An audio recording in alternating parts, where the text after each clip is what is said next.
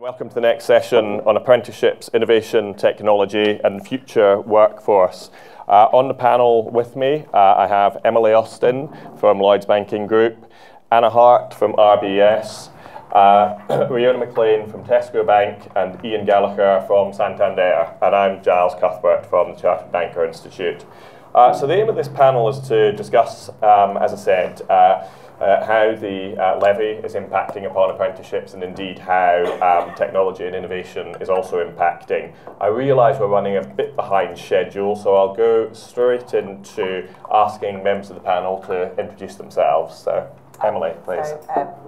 My name is Emily Austin. I've worked for Lloyds Banking Group for the last 12 years. Since 2012, we've seen 5,000 apprentices start on our programmes, and we have a wide range of disciplines from change management, IT, finance and risk, and including apprenticeships in our branches and in our call centres as well. We have a very public commitment to achieve 8,000 apprentices by 2020, and of course the levy has brought in some challenges with that this year, which I've been looking after. Good morning everyone, my name is Anna Hart. I'm the Head of Professional Standards, Professional Development for the Royal Bank of Scotland. I guess I have a slightly different area of interest in that my worldview is about the professional development of current employees, although I do sit on the RBS steering group for early career, which includes both apprentices and graduates looking at the professional development programme. I've been with RBS also 12 years, and in that time have done lots of different jobs, mainly in generalist HR, most recently as the Head of HR for Global Operations. I am also a member of the Chartered Banker Professional Standards Board. And I'm kind of keen to both share my experience of the levy and what that means for RBS, but also to learn lots from the people here today. Yeah. Hello everybody, my name is Riona McLean, I'm from Tesco Bank. I had the opportunity to join Tesco Bank in 2010 when it was actually a blank piece of paper, and they were just starting building the bank. I look after early careers and further education, which actually tie in quite nicely, and I have the pleasure of working with the Scottish Apprenticeship Levy. I can hear some giggles. 84% of our colleagues are in Scotland and 16% in Newcastle. We have a very successful modern apprenticeship programme. We're in our 4th year, and like mentioned earlier, we have permanent roles. They're offered permanent roles, which I think is a key thing in any graduate or apprenticeship programme. And this year we've doubled it to 26. We've traditionally run a programme of 10 to 12. We also run a graduate programme, and that tends to cover accountancy and commercial as well as general leadership. Hi, Iain Gallagher. Started at Santander 28 years ago. Probably as an apprentice back in those days, if it wasn't probably called that, but I started at filing clerk at the back of a branch when we used to have mortgage files and banking files in the old days. We didn't even have colour VDU screens, they were still green. And I've done various different jobs across the years. Worked in the branch, being the equivalent of a cashier, done a personal banker job, worked in head offices, set up mortgage centres many years ago, used to be a manager of, or a department manager of a mortgage centre, and being kind of more HR for probably about 17, 18 years now. Now head up emerging talent within Santander, done that for the last couple of years, and that includes graduates, apprentices, work experience, plus all the kind of school engagement we do. So we run Workwise, and I know other colleagues do similar things. I think they have similar schemes, Work Sense or Money Sense, so we have things collectively together. The apprenticeship for me is massive in terms of a cultural shift. We didn't do many frameworks before, so we started with a clean slate about 18 months ago to say we didn't want to do frameworks, we start purely with standards. So our numbers are slightly different, so we've got 168 people on standards right now across a whole range of things, people doing the digital degree, people doing the senior financial services advisor, we've got HR apprenticeships, we've got apprenticeships in finance, in audit, so we're still early days, I would say, but our aspiration is to up to 400 by April next year, and then probably keep that fairly static, kind of circa sort of 400 or 500 apprenticeships a year. The bit we haven't done yet, as much as I'd like to, is the development of existing people within the organisation. So all of our apprentices are new to bank. So that's the bit that I think we need to explore a bit more, is the development of existing people and the skills that we need for the future. So linking back to this morning, huge challenges there around actually what's the skills that we need as a bank in the future. And the interesting bit for me, just as an aside, is that obviously we're all here today and we all work in the banking industry, but actually the big players that are stealing parts of the banking industry are not here. So your PayPals and your Googles and your Apple Pays. And that for me is the skill set that we want to develop, is the future skill set that we need. Because actually there's a lot of people out there who are taking big chunks of the banking sector right now. Thank you. Well, thank you everyone for that. So moving speedily into the questions. Emily, how has the Levy influenced the bank strategy for apprenticeships? I mean, first and foremost, I think we were in a good position because we had an established programme, and therefore we didn't rush headlong into, despite some pressures, I should say, let's spend it and let's spend as much of it as quickly as we can. We have got to the point now where the bank views it as a tax, and actually if we are able to use it for the right things, then that's exactly what we'll do. I suppose what it has done is open the doors and acted as a bit of a catalyst, if you like, for conversations with people across the bank who wouldn't have ordinarily thought of apprenticeships. So we still face a lot of stigma, huge perceptions that apprentices are for 16 to 18-year-olds who are new to bank, and actually that's not the case. It's the really valid point that apprenticeships can be used to reskill and provide existing colleagues with qualifications, and actually that's just not known across our business, despite the fact that we've done that for sort of 5 years. I've failed somewhere there. So it's acted as a catalyst. It's got me in to talk to people that I wouldn't have been able to talk to about apprenticeships, and as the bank sort of sets out its next strategic phase, having returned to private ownership, apprenticeships, I'm really pleased to say, are at the heart of that discussion, because they provide a cost-effective way of upskilling colleagues. So it's in a positive way, been received in a positive way. The slight downsides to it has been the administration and the rules. Oh my goodness, so many rules, 20% I think has been mentioned a couple of times already. Operationally, whilst the concept's easy to get operationally, it's been really challenging. Hannah? So I must confess that the Levy probably added a bit of frisson to the desire to get more apprentices on board. However, I think we've kind of moved beyond it's a tax, more to it's an opportunity. So one of the big opportunities we've taken this year is to go into that space of using the apprenticeship levy and the opportunity it provides to develop existing staff.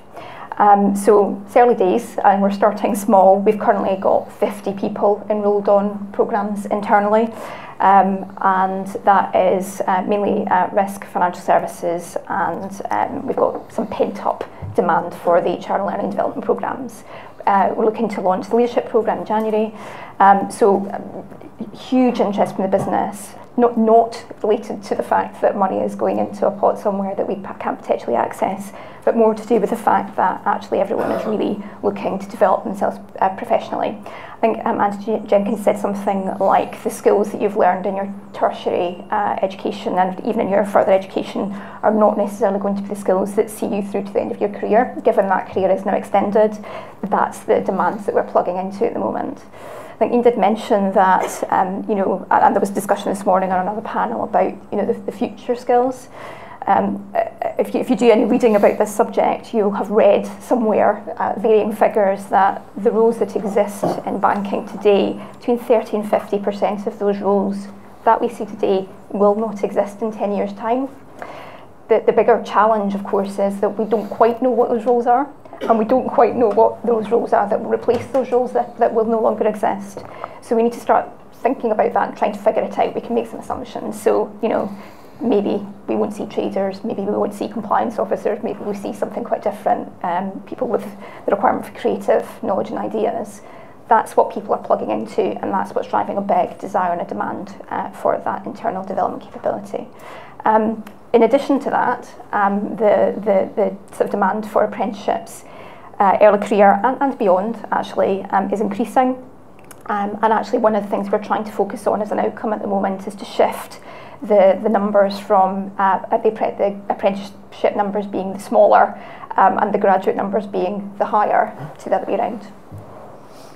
So Riona, we've talked a bit about the levy there, but also we're moving into where does it feel like we are as an industry with apprenticeships at present. So would you like to talk about that a bit, please?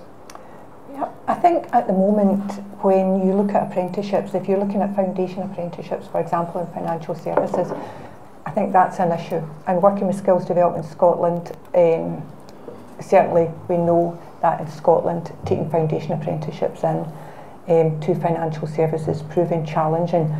They still have to go through the rigour of all our PES checks, due diligence, etc. For our modern apprentices, they are all doing the level 2 financial services, and that's actually working really well. I think that one of the challenges, particularly in Scotland, and I always have to try and remember I've got a Scottish and an English hat on, but one of them is that for example, in Scotland you can do a graduate apprenticeship and there's no cost to that to the employer. Skills Development Scotland are funding that. There's only a small number, and those ones tend to, or the three that we could do, are in the IT space or a business management one. And actually we could recruit people in to do that programme, or we could encourage colleagues internally to do the programme. And we're not getting a big uptake on it. Part of the problem is that with the graduate apprenticeships, particularly in the IT space, that when we recruit people into IT digital roles, we're recruiting them because they've got that experience, and they're usually very highly skilled in that experience. So while the universities, and working with Edinburgh and Glasgow Caledonian, they're willing to take recognised prior learning in. So I do see flexibility in the way some learning providers and institutes will work with you. However, I think at the moment it's much easier in our Newcastle site, for example. We're utilising all our levy in Newcastle for the level 2 financial services and also level 5 manager programme, and that's working really well, but it's definitely more challenging in Scotland. And I think that certainly Skills Development Scotland are aware of some of the issues, particularly in the foundation apprenticeships, because we're not recruiting as many. And I think last figures I read was that actually in the last few months apprenticeship recruitment's dropped by about 61%. That's quite frightening. But I do think in the background there's a lot of work going on. And Iain, as well as these questions, if you have anything you can add in about Wales and Northern Ireland, I feel they're being left out at present.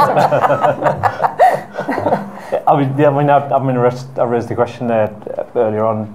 That is a challenge for us, is how to manage that. I mean, roughly 80% of our employee base is in England, the rest spread across the rest of the developed nations. So that brings with it quite a number of challenges at the moment. So a lot of our apprenticeships that we've done that are head office related, luckily, are primarily in England anyway, so that's enabled us to do the standards a lot easier.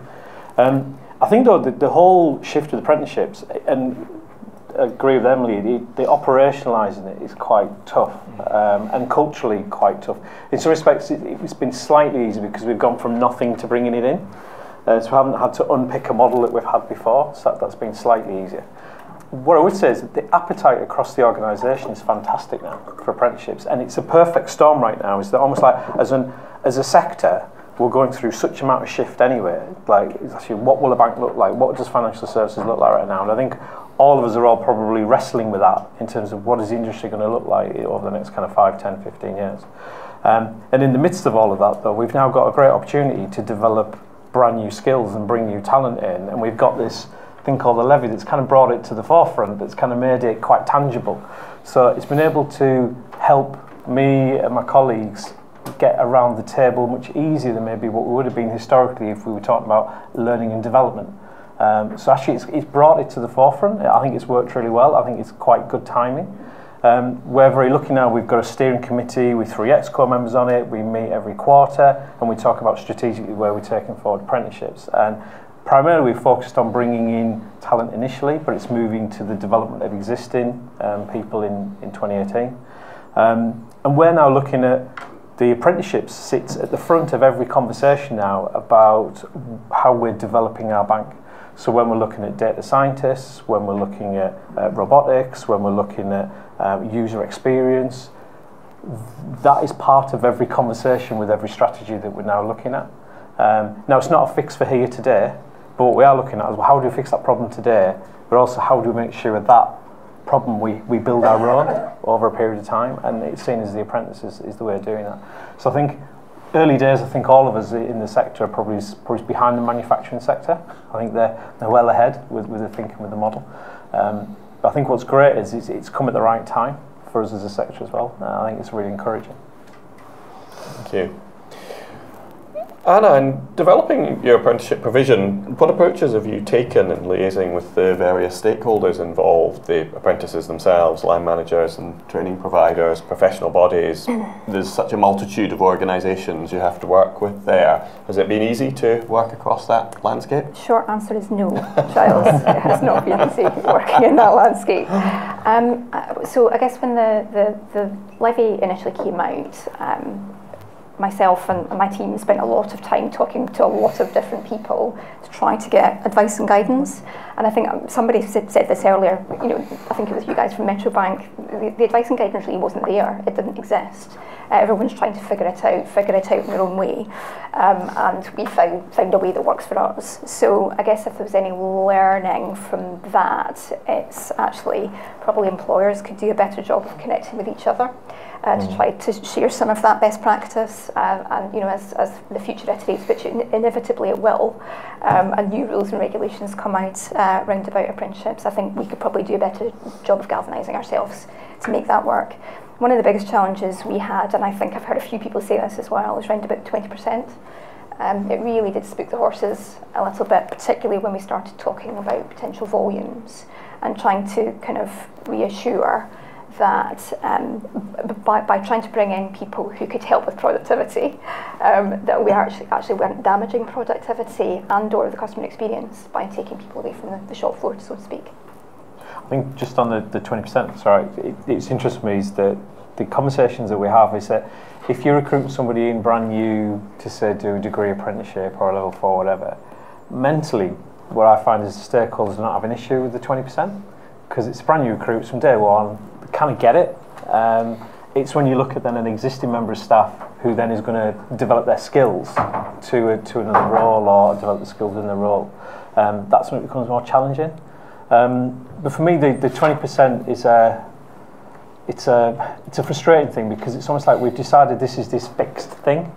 That actually doesn't matter how you're developing, no matter what sector, no matter what job role, at what level, 20% is that fixed time that you need to be an expert in what you do. And actually some of those things are going to be 30, 40, 50% of your time, and other things are going to be 10% of the time. So we've been looking at just demystifying that a little bit with our business, with our training providers, to go, well, how much of that is actually formal development? Because actually a big chunk of it is the whole point of an apprenticeship is you're learning on the job. So if you kind of think about the 70-20-10 model, it's actually saying, well, there's 10% of it kind of more your formal, so that's your WebEx type things, that's your classroom activity, your face-to-face. And then the other 10% is more about embedding that through the projects that you work on, or the activity you do, and the coaching and so on. But it is still a sticky thing, because it always comes up in every conversation is the 20% time. But it's a shame that we've kind of done this fixed percentage on something that I think we're all human, we all learn in different ways, in different paces, so it's a shame we've put a fixed amount on it. Emily, would you like to say something about that stakeholder engagement piece and how that worked out for you?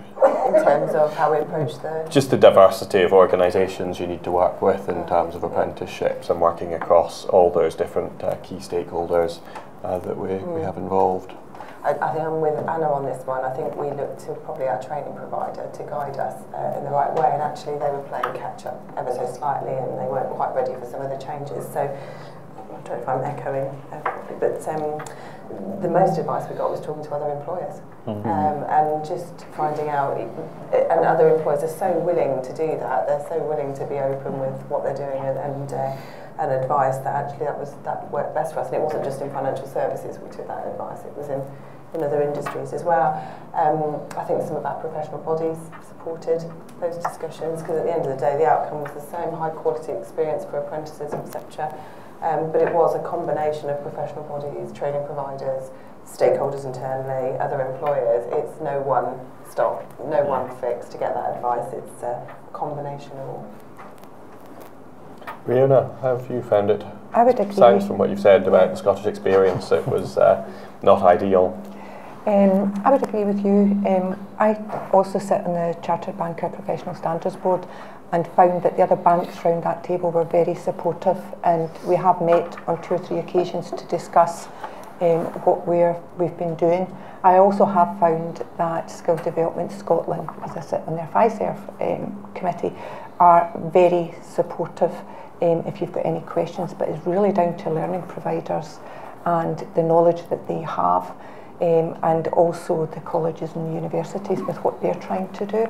And I have arranged a couple of open forums where I've invited a couple of people along, and that has helped. I'm conscious of this next question, we have some apprentices in the room, but starting with you, Iain, do apprentices present distinct challenges when compared to other recruits? Put me on the spot.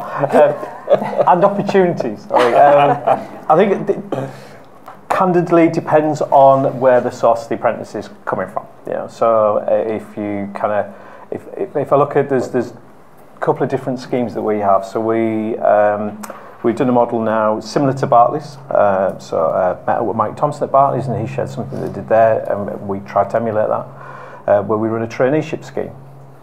So the traineeship scheme, for those who don't know it, it's kind of broadly a 4 to 6 week scheme where you get government funding, and you get the opportunity. We go out and reach out to people who would not normally recruit.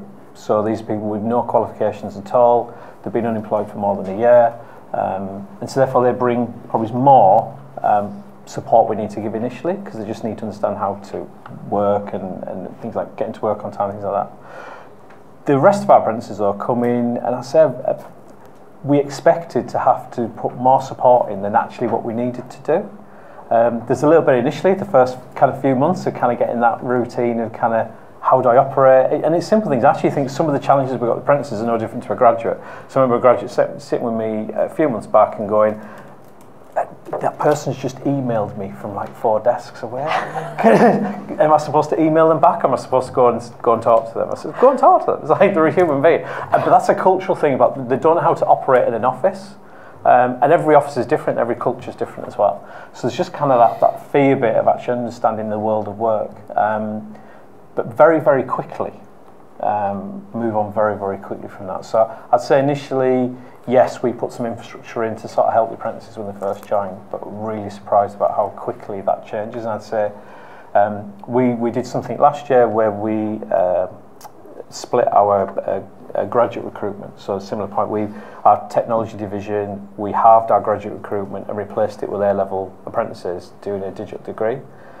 We did a deep dive on that a couple of months ago, with 12 months in, and candidly, there's no difference between an apprentice and a graduate 12 months later. If anything, we're finding the apprentices are now performing better than our graduates are, because they are embedding their learning whilst they're doing their degree. So the pace at which they're operating at is actually quicker, and they're more tech savvy. Because they're that little bit younger, actually the technology, surprisingly within 4 years, does make a difference. And I was talking to the apprentice, we had Aaron with us on Monday, and he's got 4 other siblings, he's got a young brother so Aaron's 19 now, and he was presenting at steering committee on Monday at 19. That would have freaked me out at 19.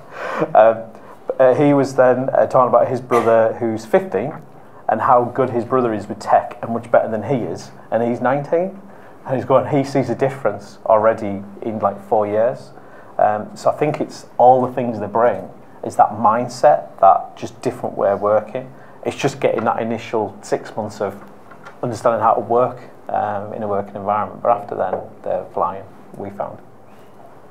Would anyone like to add anything to that, or shall I move on, because I'm conscious of time? Can I just add a couple of things? So, echo everything Iain's just said. There's a bit of office etiquette, how things work around here, that everyone has to get to grips with, but I think that's normal for any new employee, certainly in my experience. I would experience exactly the same with graduates. I just think we need to be careful that we don't make broad, sweeping assumptions about any particular category of individual, which was kind of behind my question, you know, people assume Generation X want, or X, and Generation Z want something different. Actually, it's a spectrum. So I think we just need to think about anyone coming into the organisation, what's their need, and address the need. So, Riona, how's the increased use of digital technology affecting your recruitment strategy, and in particular in apprenticeships? Because I'm conscious we've talked a lot here about apprenticeships, but in their nature, apprenticeship standards are, I would argue, can be backwards looking insofar as they take a long time to develop. By the time they're launched, they're already about 18 months old. Now, some people may argue with that, but how do you see that interaction of technology and the apprenticeship working? I think, if anything, the apprenticeships have made us a little bit more tech savvy. Our graduates and also our apprenticeships have their own WhatsApp groups and quite readily share different ways that they learn things. We have our apprentices who like YouTube, and when you consider Google are training robots by YouTube at the moment, they're very much on their game when it comes to what tools they like.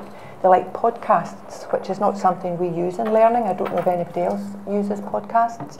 However, but using podcasts and YouTube helps them. They do quite a bit of that. Technology is moving at such a pace, actually, it's frightening. I read in an article the other day that Amazon are looking at a control system for their droids delivering parcels, and Domino's are training robots to deliver pizzas. So we're moving at a rapid pace. When you look at the way that we get our apprentices involved in programs, we do hackathons. We give all our graduates and apprentices a project to do during their time, and we give them the topic and really give them license to work in their own way, use what tools they will use, etc. And it is absolutely amazing at what they come back with, and it's educational. So I think that as banking organisations, sometimes we need to G ourselves up a little bit and be more technically aware within the learning and development space. But when you look at the applications that banks are using now for people to transact through Tesco Bank's PayQuick, you've got different ways people use their phones through Apple. It's quite a challenge. Emily, how do you see the interaction of technology and apprenticeships?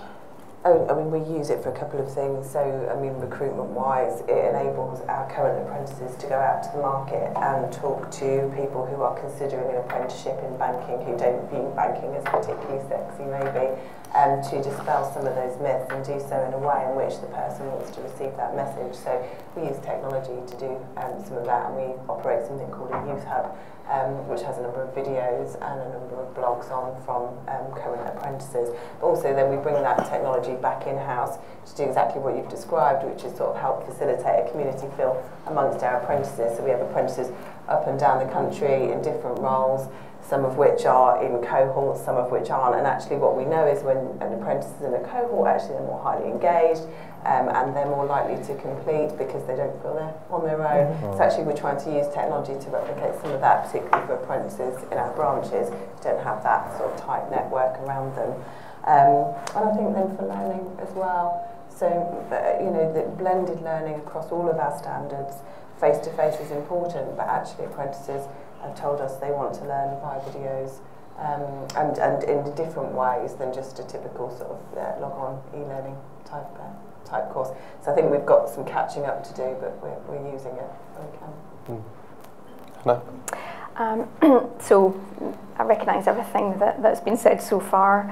I guess if we kind of look not that far into the future in terms of the development of technology, there's some really pretty radical things happening out there.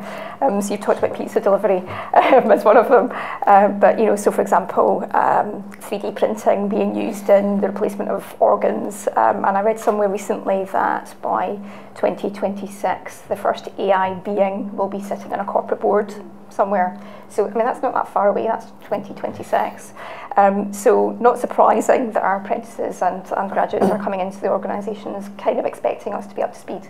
And I think it's fair to say in some respects there are a few gaps that we're looking to catch up on. So using things like social media, we've introduced Facebook at Work. We're piloting Facebook at Work with Facebook, and that's really taken off, and particularly with our apprenticeship groups who we actually sort of use it to share best practice, keep up to speed on things, and actually just to ask questions that you wouldn't ordinarily necessarily have the opportunity to ask of people you wouldn't necessarily have access to, and that avenue holds no fear at all for our apprenticeship group. So it's that kind of idea. Iain? Similar things to what others have said. So WhatsApp groups, they've worked really well with groups to bring in. In terms of recruitment, I think we've still got a way to go. So it's quite a traditional model. So we are trying desperately to bring in things like video interviewing, gamification of kind of the testing. So rather than doing the kind of standard numerical and kind of psychometric testing, try and do that through a game. So we just missed doing that this year, but we're going to bring it in early next year. So just like different ways of engaging. And yeah, the same challenge as well. I think the bigger challenge is everybody's different, so therefore you need to have more choice than ever before. So there needs to be like almost like multiple options. And in addition of there is that demand for face-to-face that we're finding as well. So it's at that blend. So it's almost like you kind of make the assumption wrongly that it would all be video, online, through a mobile, through a tablet or whatever. There is that real key piece about kind of getting the group together and feeling part of a group and feeling part of a network. And that's quite key.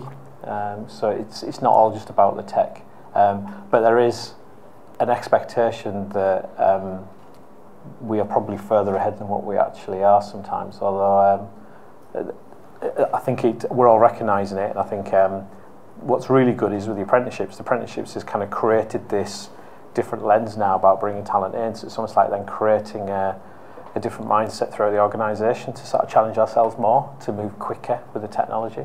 So we're using some of the apprentices to reverse mentor with some Exco members, and that's been really powerful, because they say, what do you mean you haven't got a WhatsApp group as Exco? Why aren't you just doing that? So they're very quickly challenging kind of senior management around how they operate, how they communicate, and how they use the technology. So quite liberating in a way, but also quite challenging because we're banks, so we're very risk averse typically. So it's like, how do you get some of this tech in when we can't dare put something on a LinkedIn channel without 25 processes of sign off. We have this strange thing where we can't put something on Twitter unless it's been through about 3 lots of sign-offs. So by the time we put something on Twitter, it happened a fortnight ago. So we've still got a bit of that to go. So I kind of look at Virgin. I get Virgin East Coast. I live in the North East. I work in London nearly all the time. And so Virgin East Coast are really good on their Twitter management of their service and everything. So our customers, we're kind of getting there. But internally, we still got a way to go. But it's not for the want of trying. I think it just takes a bit of time. I think as well I would add that people like to learn in their own time as well, which is a change.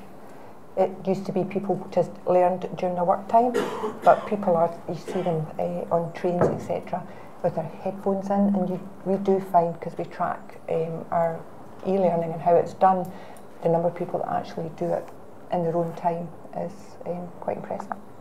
Just final point, I recently was starting to look at redesigning our foundation standard learning for next year, and we did a bit of a hackathon on it to get our digital designers looking at it. They came up with a couple of different designs. One was really out there. It was kind of Game of Thrones-esque characters. Another one was maybe moving slightly further ahead in terms of technology, but a bit more traditional. So I was kind of in the space of, well, let's push it as far as we can. Let's go Game of Thrones. But I thought, let's test it out with, you know, a couple of the people who are going to be actually using it. So I got a couple of our current apprentices to take a look at it, and I showed them in a really excited tone the Game of Thrones backdrop. And they just said, no. No, that's not okay. So I guess it's about balance, and previous point, you know, it's about, you know, the right thing at the right time for the right people.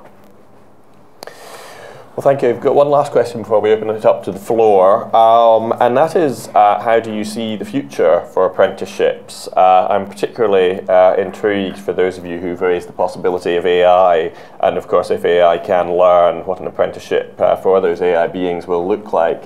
But Emily, would you like to start us on the future of apprenticeships and how it might look 5-10 years from now? Oh, I'd love to know what it looks like in 10 years. I would say, I mean, the first things first, they're not going anywhere. So, you know, I think Anthony Jenkins said it earlier, this government has got real momentum behind it, and whatever we think about various bits of policy or legislation, actually it's right. And we are part of a time where, for our children and our grandchildren, apprenticeships will look very different. What I'm really pleased about is that in all the areas we're looking at in the future, digitisation, all the regulation coming through and everything else, there probably is an apprenticeship that will support the requirement there from a learning development perspective. So I think future-wise for me, I'd like to see it really well embedded within learning development. I'd like to see it as a route that people look at and go, do you know what, I'm going to go the apprenticeship route rather than just a standalone professional qualification. I'd like it not to be regarded as a sort of second-class option for anybody. So I think once it's embedded in as a viable route for upskilling and reskilling internal colleagues, and as a route for people to come through and join our industry, I think that's where it should be. Thank you. Hannah? So similar to Emily, I would like it to be that you wouldn't have to go to your family to explain why that was your choice, that actually for all of the right reasons it is a really good thing to do and a way to establish your career and to kickstart it quickly. I suppose what I would quite like to see is programmes coming out more quickly. Banks and employers having access to those more quickly, and actually the content of those being informed by what the future looks like as opposed to what the current looks like, and with the outcome being what you just said, Emily, which is that the content will accommodate the future as well as the current. I suppose the other thing that I've been thinking about is, you know, some of those really successful organisations that we all reference all the time, Amazon, Google, Facebook, Spotify, their focus is on that customer experience. Not necessarily about product or to some extent the kind of technicalities of delivering that product. So there's something for me about apprenticeships needing to take that into account. How do we embed, what's the knowledge we need to provide, and how do we embed that knowledge in people in apprenticeship frameworks in the future? Thank you. Riona? I think, well, I would like to see it to be able to manage it a little bit more effectively across Scotland and England, because the key challenge is if we offer something to a colleague in England, we want to be able to offer it to a colleague in Scotland in the same way. I think the name will change. I'm putting my Miss hat on, but I think to lose that stigma around apprenticeships, the name might change. I would quite like to see it change, because I do think that is a blocker. I think that I very much liked your model, and when you spoke about it, it was actually quite inspiring that you recruit, and you've obviously got your workforce planning right, and you do it very effectively, and I would like to get to that state as well. I think it would be helpful if there was more opportunities at graduate level, and more qualifications that could be done at graduate level for existing staff at maybe a higher level than is at the moment. However, I do recognise that employers have been involved in the conversations with the universities and colleges to do that. That's it. Thank you. Iain. Sorry, no, one other little thing. I'd like to see more time spent at school level for career advisors to have the skills and the knowledge and understanding to help at school level for people coming up. Yeah, I'd echo everything everyone said there. I think for me, apprenticeships definitely should have a future. Yeah, I know for the current government, it's definitely there. Obviously, we're always dependent upon what happens with governments over a period of time, but I'd like to think we kind of got enough momentum now to maintain this as a model. I think it's a fantastic model. Longer term, I kind of have that question mark around what impact will it have on universities, and where's the balance going to be? Personally, I think we culturally have gone maybe a bit too much towards university education, where it's almost like seen as the only route to develop, and therefore there's probably a bit of a rebalance or a check needs to happen there.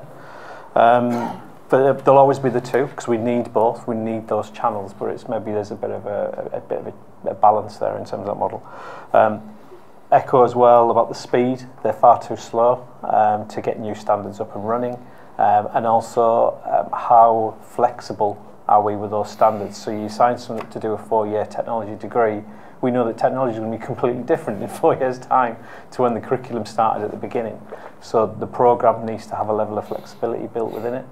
I've just picked up recently from Mike the level 6 and level 7 financial services, sort of picking up the chair of Trailblazing for that. So apologies, I know it's been slow getting there, but I've now had my eyes opened to the complexities of going through ESFA and IFA. And I think I met with them a couple of weeks ago just to share a bit of feedback around how could we speed the process up. And I think part of that is about what was really good, I think, at the beginning of the Trailblazer piece was all the employees worked really well together. You had the providers there, you had the institutes there, and then it kind of just goes into a black hole for like probably 6 months where it suddenly goes to the ESFA and it suddenly goes into IFA. And I think that bit needs to still be as collaborative as the beginning of the process. But hopefully from what we said earlier today, that we'll see some shifts there. And then the last bit for me is there is still a stigma around apprenticeships. So the parents is key in all of this. So it's how do we help drive the brand, drive the awareness, drive the benefit of this as an alternative model to the traditional model, but also not just at the front end, but also how do we drive this is, we're all going to be working much longer than what we'd probably anticipate. It's how do we create a culture of continuously developing our skill set, and this is a great framework to help develop those skill sets, because nearly every single apprenticeship has a qualification embedded within it. So it's fantastic that you get recognition of a professional body programme with the embedding of those skills and behaviours whilst you're doing that. So the model is fantastic. It's just got some challenges, I think, to help it flourish, I think, in the future. Thank you. We've just got time for a couple of questions from the floor. Would anyone like to ask a question?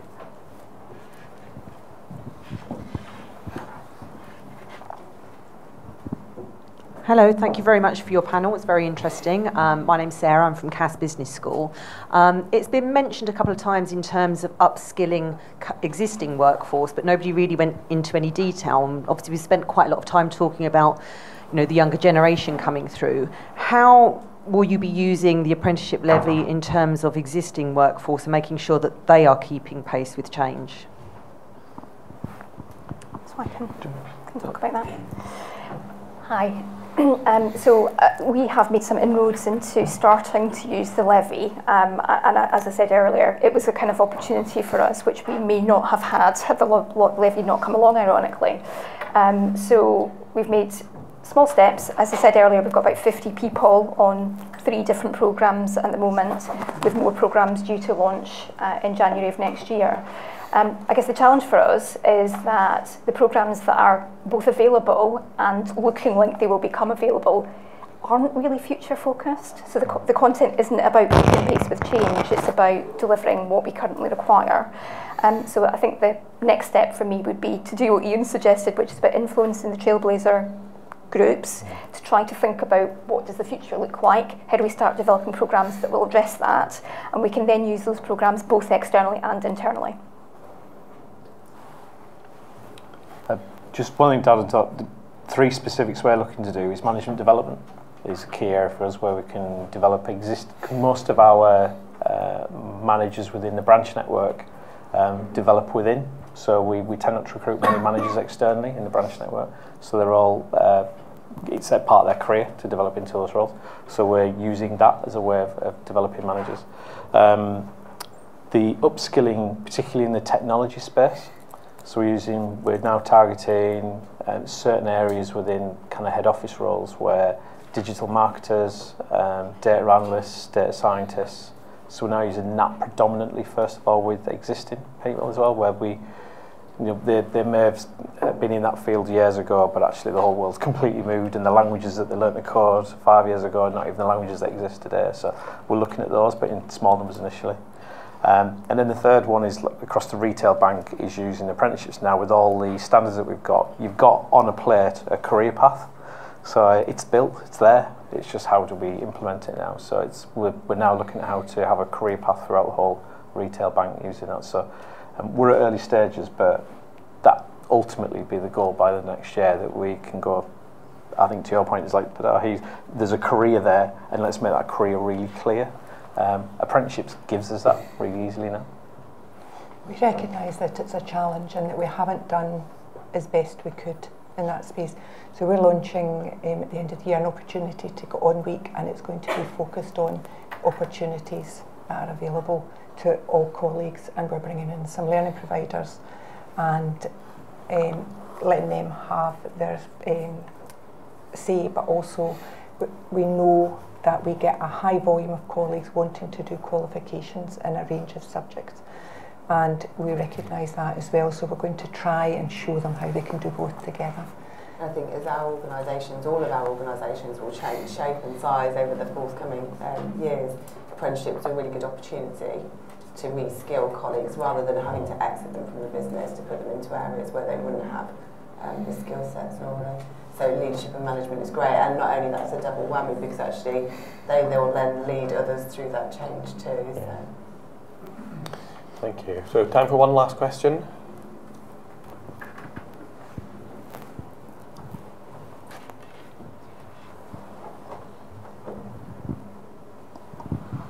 Thank you. I think as a parent listening to all the information about apprentices, certainly my eyes have been opened a bit today, because the information you tend to get from schools is very much driven towards pushing your child towards university. Working within the business, the graduates are certainly valued more than everyone else, as seen as the talent of the future. How can we as an industry educate so that you don't have conversations with your parents and they're, as proud of you coming home with an apprenticeship as you are getting a university place? And how do we value that talent within organisations, that it's not the bit of paper that you're holding or the route you've come, it's what you're actually bringing to the job that's the important bit? You're talking about a huge cultural shift, aren't you? It's not an easy one. I don't think it will happen overnight. I mean, it's certainly getting there. What I sense is, I don't know whether you would echo this, that students at school starting to get that there are better opportunities via an apprenticeship route. And I think employers are. I do think it's parents and teachers that have got some catching up to do. And one of the ways in which we can do that is by asking apprentices to go back into schools and talk to students and talk to parents and talk to teachers to dispel some of those myths. I think that actively works really well, and I'm sure students prefer it than the likes of me getting up and speaking about apprenticeships. But interestingly, in the business, I think we've got probably a little way to go as well. So creating that parity of esteem between a vocational route and an academic route, people are saying yes, that's okay and that you can value both routes, but I think it's a long way to go yet. And the only way we can do that is by reiterating the business benefits, the business case of hiring apprentices, by making sure things like reverse mentoring happens, so senior execs have got access to apprentices, etc. But it's what you've described is absolutely where it needs to be, but it's not going to be an easy journey. We actually do open evenings with parents and potential apprentices. We're only touching the tip of the iceberg. We only do 4 a year, and we do get quite a lot of interest in that. And I think when the parents come in, their eyes are opened up a little bit because they never thought about it in that way. We would love to do more of it, but at the moment we just do the tip of the iceberg, but they are valuable. And you do, I don't know if anybody else finds this, but we get a lot of interest from schools asking us to come in and do talks. My mailbox easily has 3 or 4 requests a day to support schools and go in and do some sessions in schools, and we do as much as we can in that space, but I think it needs to be a lot more. I was just thinking about an event I was at recently where we were talking about something similar, but actually I think the conclusion we reached in that event was we don't just need to do outreach to schools to talk about apprenticeships and the benefits of that. We also need to do outreach to schools and talk about the benefits of a career in banking. And there was an anecdote there where a particular individual was talking about, I think she had 5 children, and she said that when she went to career evenings for parents, it just wasn't even on the table as a career. So I think we have a huge amount more to do in terms of advocacy for a career in banking, that it is a career and that it's a profession, and that there are various professional routes to get to the end point, which is an established career in banking. Well, thank you. We're going to have to wrap up. If you're having any of these evenings with parents who know how to influence 15 and 16-year-olds, I'd love to attend one and meet some of them. Because I feel that if I tell my children not to do apprenticeships, that's the surefire way to get them to proceed down that route. Well, thank you very much, Emily, Anna, Iain, Riona, for your contributions today. It's been great to have access to your knowledge, experience and thoughts on this, this area. Sorry for holding you back a little bit from lunch, but we've actually caught up on time. So thank you very much to the panel for your work there. Thank you.